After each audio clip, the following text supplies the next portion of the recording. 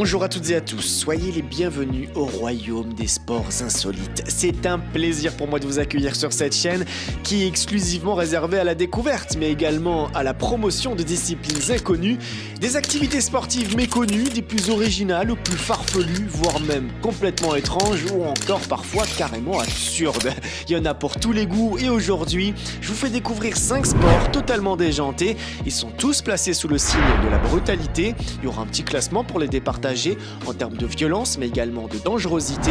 Alors cramponnez-vous bien à votre chaise parce que ça risque fort de saigner.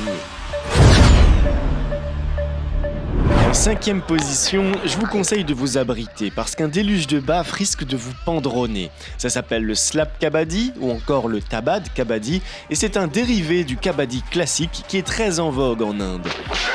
Mais pour le coup, cette tornade de torgnoles s'administre plutôt sur des terrains de sable au Pakistan. Le jeu se joue seulement en 1 contre 1 et pour gagner, l'adversaire doit être vaincu par KO, jeté au sol ou encore poussé en dehors du terrain à la seule force de la paume. Les joueurs peuvent utiliser leurs 2 mains pour gifler les adversaires, tandis qu'un arbitre vérifie que les baffes soient données uniquement au-dessus de la ceinture. Et pour revenir au kabaddi classique qui s'apparente au jeu du chat et de la souris, ce sport est une véritable fierté de l'Inde. Désigné par son équipe, un chasseur doit se confronter aux 7 défenseurs adverses dans le but de toucher un maximum d'adversaires afin de les éliminer. À savoir qu'il n'aura seulement que 30 secondes. Il lui faudra par la suite revenir dans sa partie de terrain sans se faire plaquer.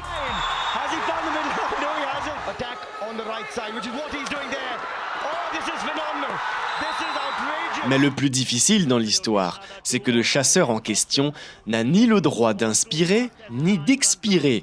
Et pour s'en assurer, il doit crier le mot kabaddi durant toute la phase de jeu.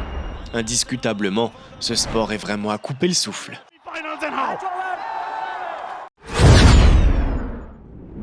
Créé en 2012 par 3 Californiens pour le moins déjantés, l'Ultimate Taser Ball est une discipline alliant football, rugby et, vous l'avez deviné, taser.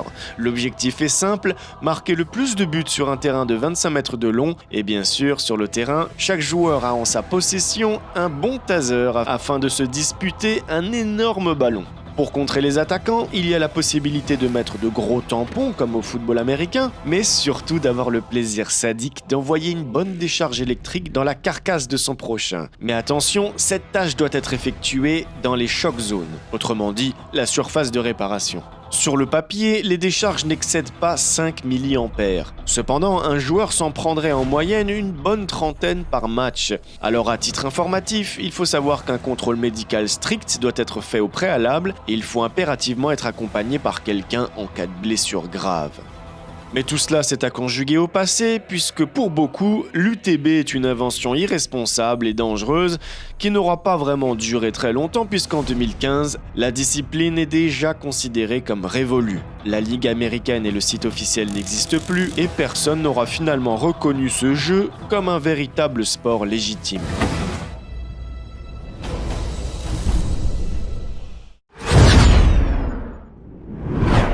Oyez, oyez, passionné d'histoire ou compétiteur chevronné, l'enfant qui sommeille en vous va pouvoir jouer au chevalier. Mais attention, ce sport n'est pas sans danger. Alors enfilez une armure de 30 kg, les gantelettes, les genouillères, le haut, mais tutti quanti, choisissez l'arme de votre choix et foncez dans la mêlée comme dans Chivalry. Quel que soit le nombre de participants, le but est de faire tomber l'adversaire ou l'équipe adverse au sol. Les armes sont évidemment émoussées, mais les ondes de choc sont bien réelles et peuvent faire très mal. Les coups d'estoc sont interdits, mais rassurez-vous, vous pourrez pilonner votre adversaire et lui faire comprendre sa douleur de bien des manières avec cette discipline combinant la boxe, le judo et l'escrime.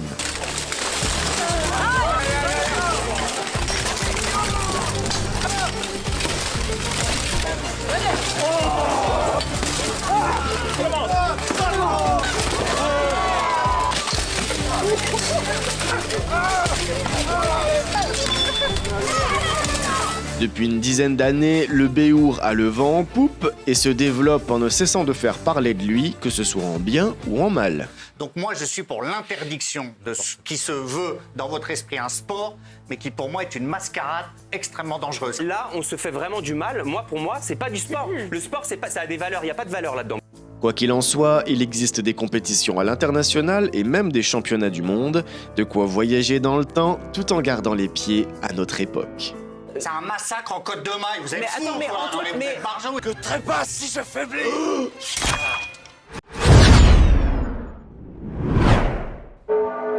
Symbole de la culture florentine datant du XVIe siècle, le calcio storico d'aujourd'hui, ou calcio florentin, est certainement la forme la plus violente du football dans le monde.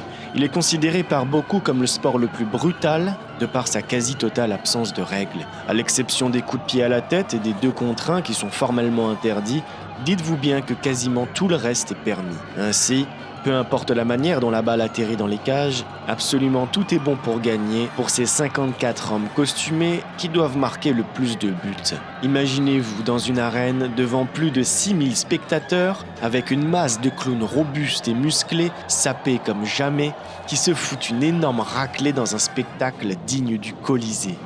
Avec le tumulte de la foule, la valse des coups de poing sonne avec fracas sur un terrain vaste et poussiéreux à souhait. Des combattants qui se fracassent la mâchoire à force d'uppercuts, de coups de boule dans la gueule, de coups de savate dans la charpente, mais aussi de coups de coude dans le pif. Bref, une vraie boucherie à ciel ouvert durant 50 minutes. Le calcio storico se pratique seulement à Florence, en Italie, où les 4 équipes de 27 hommes vêtus de costumes médiévaux représentent les 4 quartiers historiques de la ville. Pour certains, c'est l'événement le plus attendu de l'année, bien plus que Noël. C'est 100% florentin, et offrir des places pour un match, ça peut être un cadeau original à faire sous le sapin. Force et honneur. Force et honneur. Force et honneur.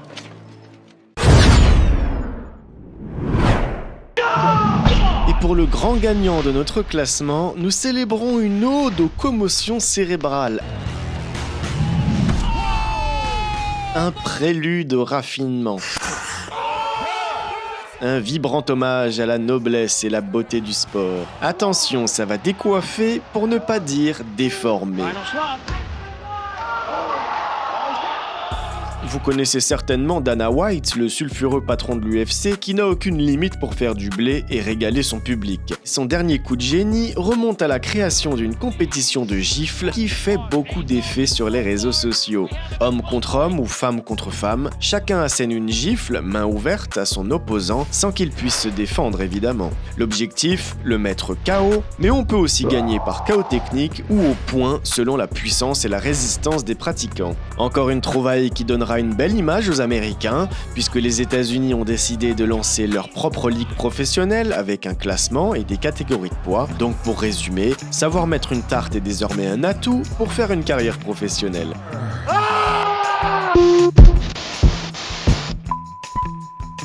Voilà, on arrive déjà au terme de ce classement. J'espère que ce format vous a plu. J'en referai d'autres sur différentes thématiques. Donc si vous avez des idées de sport en tout genre qu'on ne connaîtrait pas, eh bien n'hésitez surtout pas à le faire savoir en laissant un commentaire. Ça me fera très plaisir. Moi, je vous invite à liker, à partager et à vous abonner. C'est surtout ça qui fait vivre la chaîne. Donc je vous remercie d'avoir regardé cette vidéo. Sur ce, je vous dis à la prochaine. Et en attendant, prenez soin de vous en faisant beaucoup de sport dans la joie, la passion et le réconfort. Ciao, ciao.